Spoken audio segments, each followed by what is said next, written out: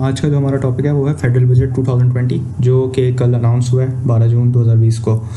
तो उसको डिस्कस करते हैं। सबसे पहले तो इसके मेजर पॉइंट्स हम देख लेते हैं। जो जीडीपी ग्रोथ फोरकास्ट की है इस बजट में वो है 2.1%। अगर हम इसको लास्ट ईयर से कंपेयर करें तो अभी तक जो प्रोविजनल है, क्योंकि अभी हमारा जून का महीना ख़त्म नहीं हुआ है, तो वो जो लास्ट ईयर का अगर हम देखें तो वो नेगेटिव 0.38% की ग्रोथ है। एक्चुअल जो 2020 का जो जीडीपी ग्रोथ रेट का फिगर आएगा वो बेसिकली 8-10 महीने बाद आएगा, जैसे कि अभी 2019 का हमारे पास फाइनल फिगर आई है। इन्फ्लेशन का जो टारगेट इस दफ़ा गवर्नमेंट ने 2021 फाइनेंशियल ईयर के लिए जो रखा है वो बेसिकली 6.5% है। और अगेंस्ट अगर हम ईयर ऑन ईयर बेसिस पे कंपेयर करें तो लास्ट ईयर हमारा जो था वो 11 से 12% की रेंज थी। फिस्कल डेफिसिट का मेरे हिसाब से जो गवर्नमेंट ने इस दफ़ा जो एम्बिशन है वो है तो वैसे 7% रखने का, 7% ऑफ जीडीपी, लेकिन ये हाईली ऑप्टिमिस्टिक इन्होंने रखा हुआ है, क्योंकि इस दफ़ा जो इन्होंने गवर्नमेंट ऑफ पाकिस्तान का जो टारगेट है वो टैक्स कलेक्शन का 4.9 ट्रिलियन रुपीज़ है। 4.9 ट्रिलियन का मतलब है कि 1000 अरब रुपए की अगर रेवेन्यू कलेक्शन बढ़ेगी लास्ट ईयर के मुकाबले में तो ही आप 7% ऑफ द जीडीपी के फिस्कल डेफिसिट को अचीव कर सकेंगे।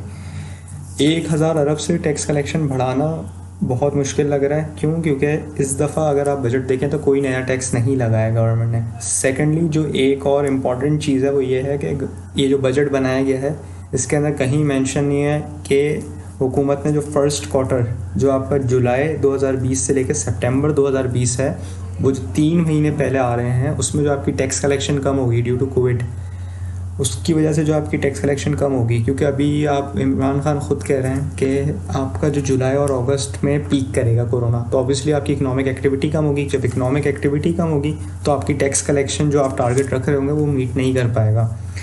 तो 1000 अरब का जो टारगेट इंक्रीज़ का जो टारगेट रखा है इस दफ़ा एफबीआर के लिए वो बहुत मुश्किल होगा अचीव करना।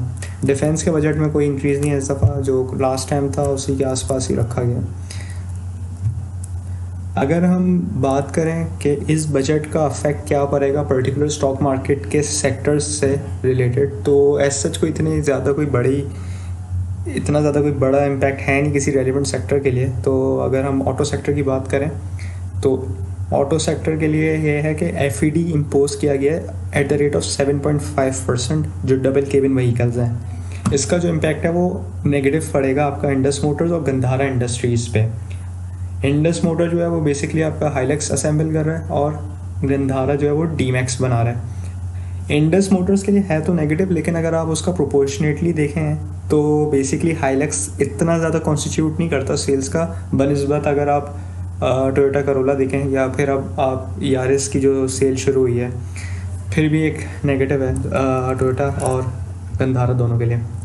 इसके बाद हम आते हैं सीमेंट सेक्टर पर। सीमेंट सेक्टर का पहले से ही रूमर्स थी कि इस दफ़ा गवर्नमेंट जो है काफ़ी इंसेंटिव्स देने वाली है, क्योंकि ख़ासकर इमरान खान बार बार एम्फेसाइज़ करे जा रहे थे कि कंस्ट्रक्शन इंडस्ट्री अगर चलेगी तो उससे आपकी 50-60 इंडस्ट्रीज़ को फ़ायदा मिलेगा। इसी वजह से सीमेंट इंडस्ट्री में एफईडी कम किया गया। 2 रुपीज़ पर केजी को थी पहले, अब उसको कर दिया 1.75 पर केजी। लेकिन जो मार्केट में एक्सपेक्टेशन थी, जो रिकमेंडेशंस की गई थी सीमेंट कंपनीज़ की तरफ से और जो ब्रोकरेज हाउसेस की एक्सपेक्टेशन वगैरह थी वो इससे ज़्यादा थी कि इससे ज़्यादा रिडक्शन होगी। फिर भी ये 0.25 पर केजी का भी जो इम्पैक्ट है वो पॉजिटिव होगा सीमेंट मैन्युफैक्चरर्स की मार्जिनस के ऊपर। दूसरी जो चीज़ सीमेंट सेक्टर के लिए जो बेनिफिशियल होगी वो नया पाकिस्तान हाउसिंग अथॉरिटी के लिए 30 बिलियन रुपीज़ की सब्सिडी रखी गई है।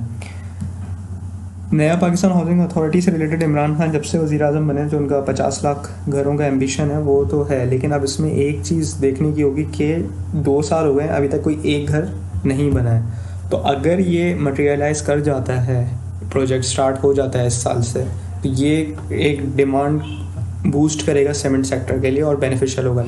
तो इसमें एक चीज़ ये देखने की है कि हमें देखना पड़ेगा कि कब स्टार्ट होता है ये। सेकेंडली, लेकिन सीमेंट सेक्टर में इन्वेस्टमेंट करने से पहले एक चीज़ का ख्याल रखना चाहिए कि अगर आप देखें मार्च ऑनवर्ड्स पिछले 2-3 महीने गुजरे हैं, उसमें सीमेंट सेक्टर में काफ़ी 40-80-90% की रैली हुई है डिफरेंट कंपनीज़ के अंदर। तो जो एंट्री और एग्जिट पॉइंट अगर जो भी आपका इन्वेस्टमेंट डिसीजन है उसको देख के लेना पड़ेगा। फर्टिलाइज़र सेक्टर पर आ जाते हैं। फर्टिलाइज़र सेक्टर के लिए जो है एग्रीकल्चर पैकेज और सब्सिडी अनाउंस हुई है, वो बेसिकली जो आपका इमरान खान ने कोरोना रिलीफ पैकेज के टाइम अनाउंस किया था वही है। तो इस वजह से मेरे हिसाब से इसका न्यूट्रल टू पॉजिटिव इम्पैक्ट होगा, इतना ज़्यादा पॉजिटिव भी नहीं होगा, न्यूट्रल इम्पैक्ट होगा। क्योंकि एक जो बहुत बड़ा ख़तरा अभी इस वक्त है वो है जो आपका लोकस्ट का अटैक, टिड्डी जिसे कहते हैं उर्दू में, तो उसका जो अटैक का डर है और अभी तक कंट्रोल नहीं हो पा रहा, वो बढ़े ही जा रहा है। तो अगर वो काफ़ी उसका इम्पैक्ट काफ़ी बुरा हो गया तो उससे आपका फर्टिलाइज़र की सेल पे भी इवेंचुअली हिट पड़ेगी। उसके बाद हम आते हैं बैंकिंग सेक्टर के ऊपर। बैंकिंग सेक्टर के लिए जो इस दफ़ा इन्होंने बजट में मेंशन किया हुआ है कि अराउंड 450 अरब रुपए का इजारा इशू होगा। तो ये इजारा जब इशू होगा तो आपके बेसिकली इस्लामिक बैंकों के लिए एक इन्वेस्टमेंट एवेन्यू है कि वो इधर इन्वेस्ट कर सकें। तो इस्लामिक बैंक्स जो है हो गया आपका, उसके लिए एक पॉजिटिव ट्रिगर होगा।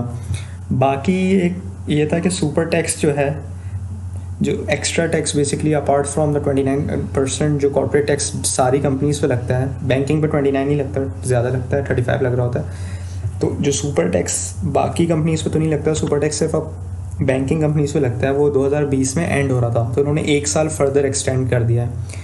तो इसका एज सच को इतना इम्पैक्ट तो नहीं है, न्यूट्रल ही है, क्योंकि लास्ट ईयर भी अर्निंग्स के अंदर वो सुपर टैक्स का इम्पैक्ट था और अगले साल भी सुपर टैक्स इनकॉर्पोरेट हो रहा होगा। इसके बाद हम आते हैं स्टील सेक्टर के ऊपर। स्टील सेक्टर के ऊपर अगर हम बात करें तो रेगुलेटरी ड्यूटी जो है वो रिड्यूस हुई है 12.5% और 17.5% से 6% और 11% रिस्पेक्टिवली के ऊपर। रेगुलेटरी ड्यूटी कम करने से जो है स्टील सेक्टर पे पॉजिटिव इम्पैक्ट आएगा। बाकी आपका जो PSDP है, जो पब्लिक स्पेंडिंग होती है, वो इस दफ़ा 15% से इंक्रीज़ हुई है as compare to last year. But इसमें एक चीज़ जिसका ख्याल रखना चाहिए कि जब भी गवर्नमेंट अपने रेवेन्यू टारगेट्स मीट नहीं कर रही होती तो वो अपना पूरा जो भी PSDP का अमाउंट वो सेट असाइड करता है वो पूरा कम्प्लीटली खर्च नहीं करता, वो फिर उस में से कुछ कट डाउन करता है। जैसे अगर आप लास्ट ईयर देखें तो पूरा PSDP का जितनी अमाउंट रखी गई थी उतना खर्च नहीं हुआ, अराउंड 120 till 140 बिलियन की कम एक्सपेंडिचर की गई थी। इसके बाद हम आते हैं इसके अलावा स्टील सेक्टर की एक और बात मेंशन करूं कि नया पाकिस्तान हाउसिंग सोसाइटी अगर लेट सपोज स्टार्ट होती है, अगर वहाँ से डिमांड बूस्ट मिलता है तो ऑब्वियसली सरिया की डिमांड भी पैदा होगी। सरिया आपके अगर लिस्टेड सेक्टर में बात करूं तो 2 कंपनीज बना रही हैं, एक अमरीली स्टील हो गई और आपका मुगल स्टील हो गई। इसके बाद हम आते हैं फार्मास्यूटिकल सेक्टर पे। फार्मास्यूटिकल में डिफरेंट जो आपका रॉ मटेरियल्स हो गया उसके ऊपर ड्यूटीज़ इन्होंने गवर्नमेंट ने कम की हैं। रॉ मटेरियल जब आपका सस्ता होगा तो ऑब्वियसली आपकी जो कॉस्ट ऑफ मैन्युफैक्चरिंग है वो कम होगी। जब कॉस्ट ऑफ मैन्युफैक्चरिंग कम होगी तो आपका GP मार्जिन जो है वो इम्प्रूव होगा। लेकिन इसके अंदर फार्मा सेक्टर में जो एक रिस्क है वो ये भी हो सकता है कि अगर लेट सपोज आपकी करेंसी फर्दर डेप्रिशिएट करता है, रुपया अगर 164 है तो अगर ये रेट और बढ़ जाता है तो आपका जो रॉ मटेरियल इंपोर्ट हो रहा है वो फार्मा सेक्टर के लिए महंगा हो जाएगा। फार्मास्यूटिकल सेक्टर के बाद हम एक ओवरऑल जायज़ा ले लेते हैं कि क्या इम्पैक्ट पड़ेगा इस बजट का ओवरऑल स्टॉक मार्केट के ऊपर और दूसरे सेक्टर्स के ऊपर। अगर टेक्सटाइल सेक्टर की बात करें हम तो कोरोना के बाद से टेक्सटाइल सेक्टर के ऊपर काफ़ी नेगेटिव इम्पैक्ट पड़ा है। तो टेक्सटाइल इंडस्ट्री का मुतालबा था गवर्नमेंट से कि जो ज़ीरो रेटेड स्कीम्स उन्हें हटाया गया था लास्ट ईयर वो दोबारा उनको ज़ीरो रेटेड स्कीम में इंक्लूड किया जाए, लेकिन गवर्नमेंट ने उनका मुतालबा एक्सेप्ट नहीं किया है, तस्लीम नहीं किया है और वो ज़ीरो रेटेड स्कीम में दोबारा नहीं आ सके। इसके बाद अगर हम रिफाइनरी सेक्टर की बात करें तो जैसा आपको मालूम है कि 1.5-2 साल से रिफाइनरी सेक्टर काफ़ी लॉसेस में बुरी तरह फंसा हुआ है। एक्सचेंज लॉस की वजह से जो उनके काफ़ी लॉसेस बढ़े हैं। बाकी इनके मार्जिन्स भी रिफाइनरी के आप देखें तो नेगेटिव में हैं। तो वो उनका मुतालबा था कि उनके जो प्लांट है रिफाइनरी इसके अपग्रेड करने के लिए कोई टैक्स रिलीफ दिया जाए कि वो इन्वेस्टमेंट करें और उसके ऊपर टैक्स रिलीफ मिले। तो इस तरह का भी कोई रिफाइनरी सेक्टर के लिए कोई इंसेंटिव नहीं दिया गया। IT सेक्टर की अगर हम बात करें तो IT सेक्टर के लिए भी गवर्नमेंट ने कुछ इस तरह का ऐलान नहीं करा, कोई पॉजिटिव कोई ट्रिगर नहीं रखा है, कोई इंसेंटिव नहीं है जो कि रखना चाहिए था, क्योंकि IT सेक्टर में आपका काफ़ी पोटेंशियल है। कंपनीज की तरफ से मुतालबा था कि अगर आप कोई सब्सिडी पाकिस्तान से बाहर बनाना चाहते हैं तो डॉलर रेमिट करने के लिए या सब्सिडी बाहर कॉर्पोरेटाइज करने के लिए आसानियाँ पैदा की जाएँ। तो इस तरह का भी गवर्नमेंट ने कोई क्लॉज बजट में नहीं रखा। रियल एस्टेट और कंस्ट्रक्शन सेक्टर से रिलेटेड अगर हम बात करें तो गवर्नमेंट का काफ़ी फोकस रहा रियल एस्टेट और कंस्ट्रक्शन के ऊपर। सीमेंट और स्टील के लिए इंसेंटिव रखे, बाकी उसके अलावा रियल स्टेट में अगर आप देखें तो जो कैपिटल गेन टैक्स है उसके रेट कम किए गए हैं, होल्डिंग पीरियड आपका कम कर दिया गया है।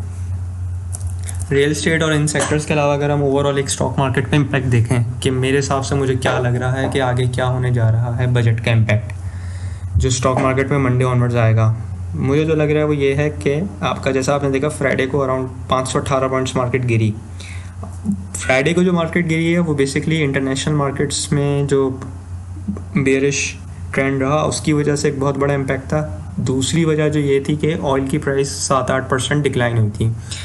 ट्यूसडे ऑन मंडे ऑनवर्ड जो आपका वीक स्टार्ट हो रहा है तो इतना बजट का जो इम्पैक्ट है वो मुझे न्यूट्रल टू नेगेटिव लग रहा है। कोई एज सच कोई इतना कोई बड़ा पॉजिटिव ट्रिगर नहीं है कि वो मार्केट में कोई रैली पैदा कर सके।